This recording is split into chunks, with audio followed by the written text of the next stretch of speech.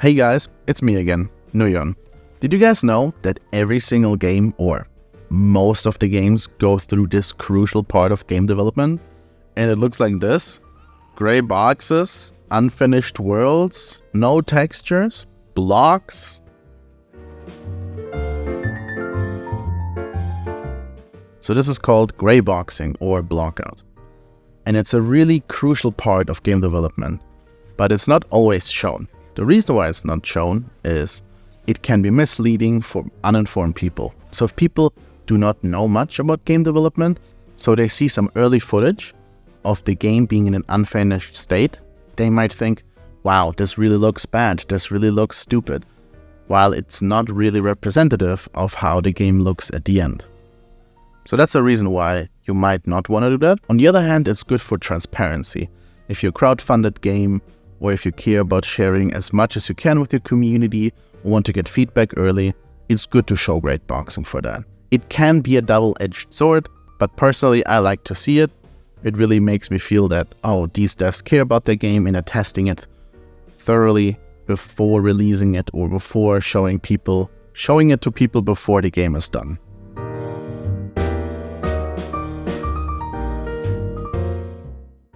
There's a bunch of things that come into play here that are important, that will be tested during this phase. It's mainly for playtesting, checking out mechanics. Maybe you want to design a level already. How does the level feel? How does the level flow? Are there objects in the way of the camera and you can't see? That and a lot more are getting tested during this phase. And the reason why you want to do it in an unfinished state and not have everything already be modeled and polished and look good, it's because of editing. You don't want to create something polished or fully modeled and put it already there if it gets changed or even removed. It saves a lot of time and money. That's what it's mainly for.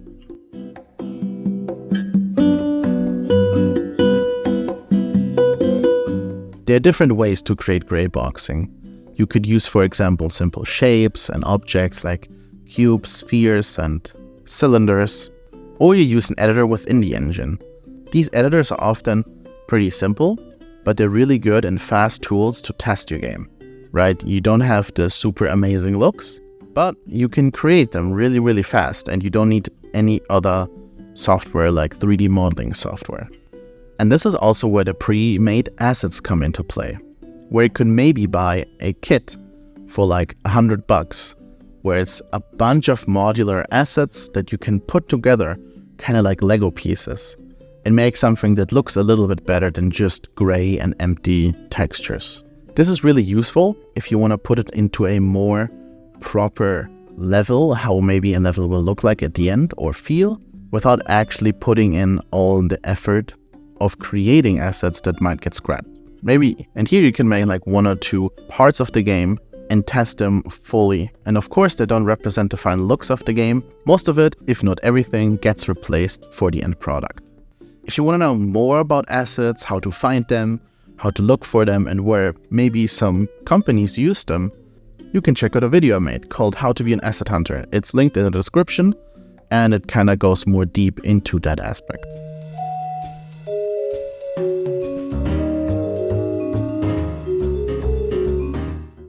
And here's a bad example. Ashes of Creation. While it looks like the world is finished or close to be finished, or a good amount looks to be done, they said they have not finished all the movesets for the characters. So now I'm thinking, okay, they have the whole world, but what if a character gets suddenly way more dynamic? Maybe they're adding more movement aspects to the game, and then they could create way more interesting levels or dungeons or parts of the game, now incorporating the more dynamic gameplay. It seems to be very grounded and not very vertical, but what if that changes? Okay, here's an example. What if you create a nice jumping puzzle, have some jumps, some drop downs, and then at the end you get rewarded with like a chest. Okay, but they said they don't have their classes and their moveset finished. So what if they, let's say, add a Valkyrie class to the game that has maybe, I don't know, you get to fly around with wings for 5 seconds as a skill, or maybe you can glide. Now, your jumping puzzle either needs to be redone, or it just becomes trivial to all the Valkyrie players. So now it's up to you. You want to change it, Do you want to keep it? But generally, now you run really into the problem that you didn't graybox it. Because if you would have grayboxed it and redoing the jumping puzzle, it's a matter of minutes instead of hours.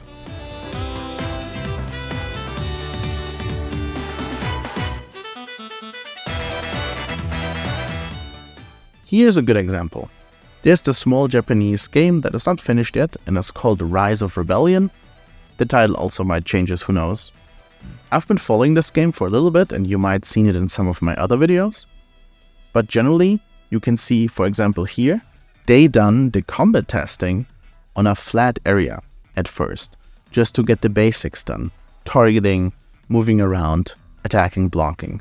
But now if you skip a little bit into the future, as you can see, they have some kind of environment to test it on now. It's really important that you test your game in a more proper environment. What if the ground is uneven? Or what if it's a slope? What if there's a tree in the way? What if there's a rock or a wall or indoors, outdoors? There's a lot of things to test. But this environment is probably just a placeholder and not gonna be at the end in the game at all. Maybe. So they're creating this kind of playground area where they can test every aspect of their combat. Maybe some of these assets are pre-bought or pre-made, but it doesn't really matter because they're still in the grayboxing stage of their game, and things probably will change to the final product.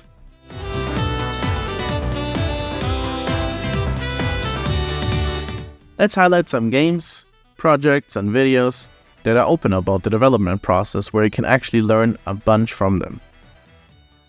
The first one is Lightspeed Lena, which is basically a Sonic-like game.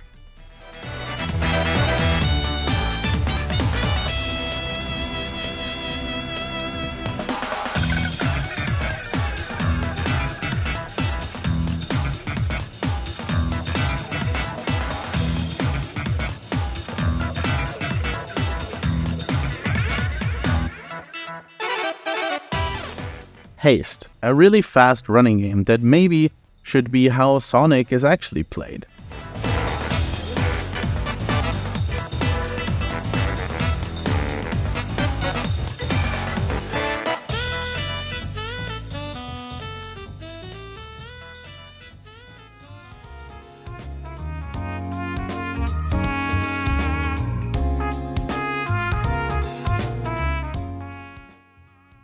A really interesting one is Project Feline.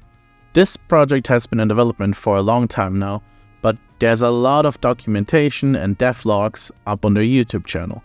So if you want to check out what this is all about, or you want to see where the progress is going, it's a really interesting project to look into.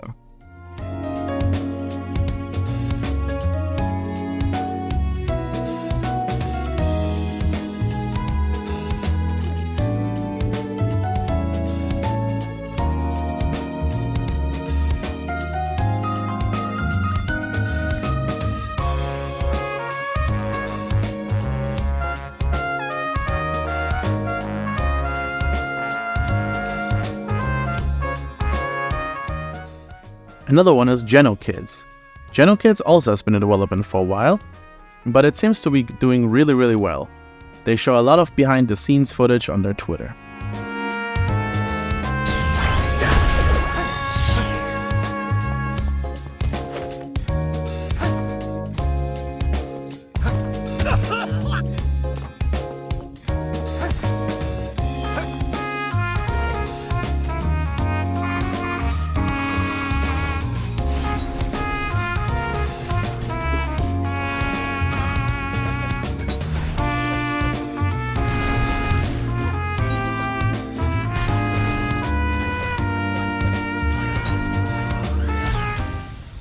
Jamphibian, a really unique take on an action combat game that uses rhythm and music to create their combos. Attacking enemies basically create beats that make the song even more funky.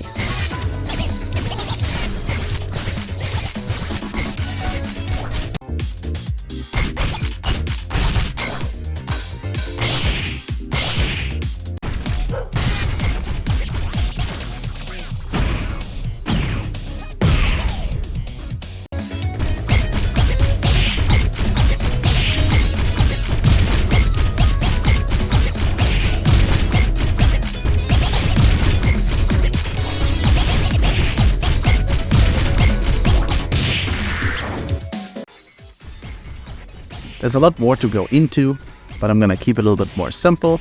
I linked some sources below that you can check out if you want to inform yourself more. I will definitely make more videos about game dev topics like this.